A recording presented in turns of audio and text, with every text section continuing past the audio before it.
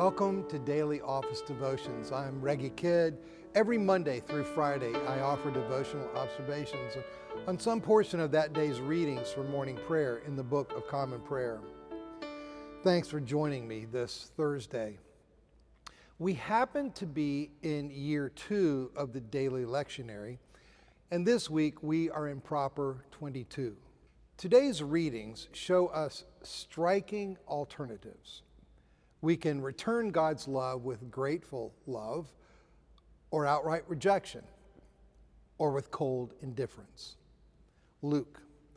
The centerpiece of today's readings, indeed a centerpiece of Luke's gospel, is Luke's account of a sinful woman anointing Jesus. The passage is proof positive that Jesus is indeed the friend of sinners people have come to think he is. Luke chapter 7, verse 34. What constitutes her sinfulness is left to our imaginations. Tradition has associated her with Mary Magdalene, but that is only tradition. The woman is unnamed, and so is the nature of her sin. That makes it easier, I think, for each of us to put ourselves in her place, because that's where each of us belongs.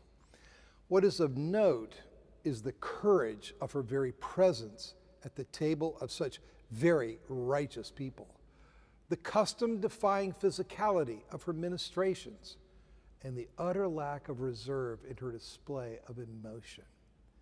Surely she has not been invited to this party, but here she is, bathing Jesus' feet with her tears and drying them with her hair and anointing them with expensive oil. This is party crashing at its very best. Reading the heart of Simon his host as only the God-man can, the Pharisee said to himself, if this man were a prophet. Jesus rebukes him because Simon has failed to provide normal, minimal hospitality to his guest.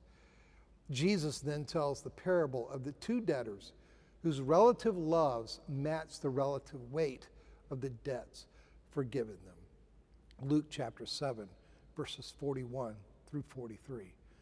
And reading her heart as only the God-man can, Jesus says of the uninvited woman, her sins, which were many, have been forgiven.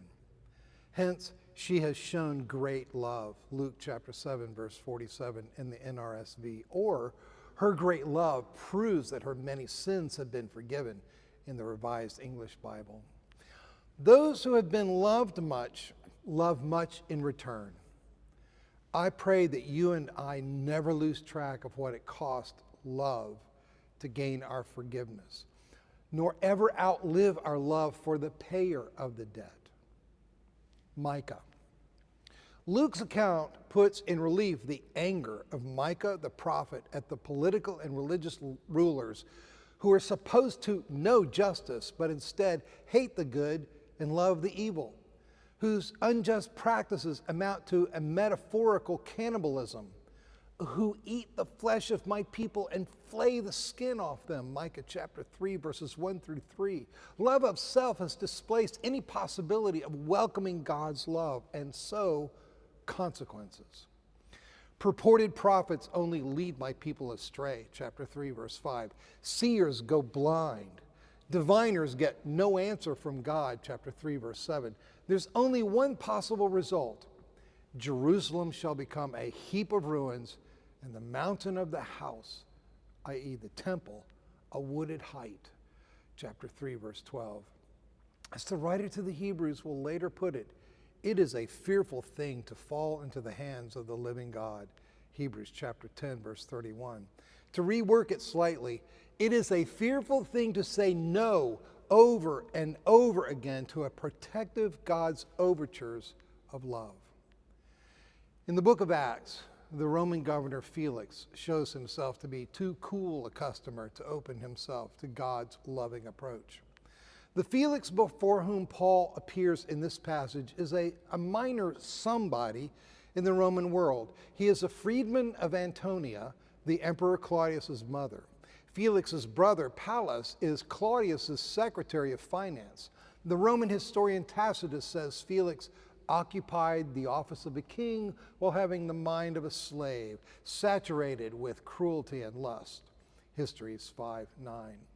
Years after his encounter with Paul, Felix will perish at Pompeii during the famous eruption of Vesuvius.